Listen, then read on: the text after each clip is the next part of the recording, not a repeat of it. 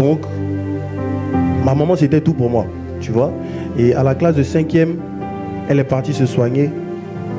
Je ne l'ai plus revue jusqu'à 11 ans plus tard. Ouais. J'étais en 5e et la dernière fois, après quand je l'ai revue, la prochaine fois que je l'ai vue, c'était en 2020, 2019 par là.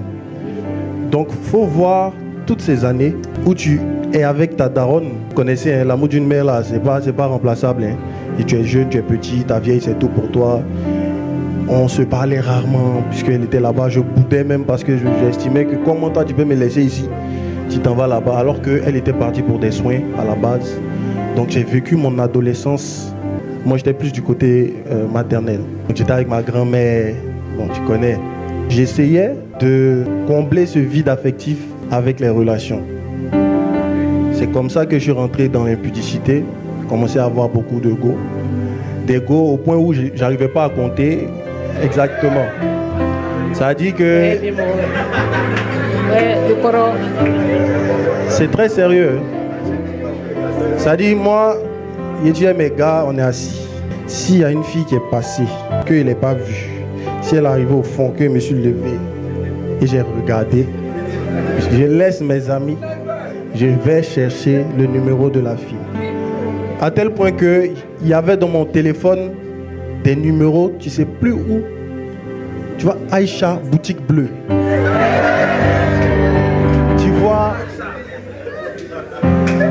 Et sur les réseaux sociaux, tu rentres dans le DM de tout le monde. Tu dis, tu es jolie, nette, coucou. Tu es jolie, nette, coucou. C'était ça, moi, ma vie. Le diable m'a menti en me faisant croire que la paix que je cherchais était dans ses pratiques. Donc, le déclic est venu quand on m'a annoncé l'évangile le lendemain de mes 21 ans. C'est-à-dire, mon anniversaire c'est le 8 octobre. Quand j'ai fini mon dernier gasoil, j'ai fêté mes gars, j'ai bu. Je me suis un peu mis dans les vapes comme mon frère. Le lendemain, quand j'ai dessoulé et que je me suis réveillé le 9 octobre à 17h, j'étais dans un débat avec un grand frère à la maison. Et dans le débat, on n'arrivait pas à se départager. Donc, c'était un débat chrétien. Entre nous deux païens, on s'est dit quoi? On s'est ment. Donc il a dit, à un moment donné, ça suffit. Je vais aller chercher mon oncle, qui était chrétien de base, qui était à la maison. Donc je suis allé l'appeler, il était au salon. On est venu à la terrasse et on lui a posé la question. Il a expliqué. Après l'explication, le Saint-Esprit est rentré dans les profondeurs de mon âme.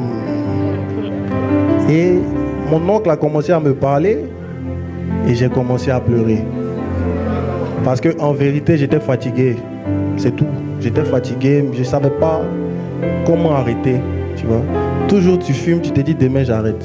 Toujours tu fumes, tu te dis demain j'arrête.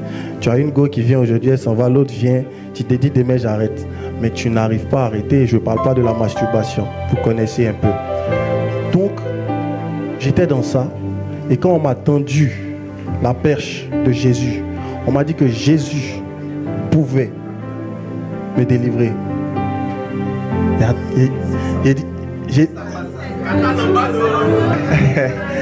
Je l'ai récupéré et je l'ai. Gloire à Dieu. Cette injustice te fait mal mais encaisse. Dieu t'a pas donné beaucoup de billets pour mettre les gens en pièces.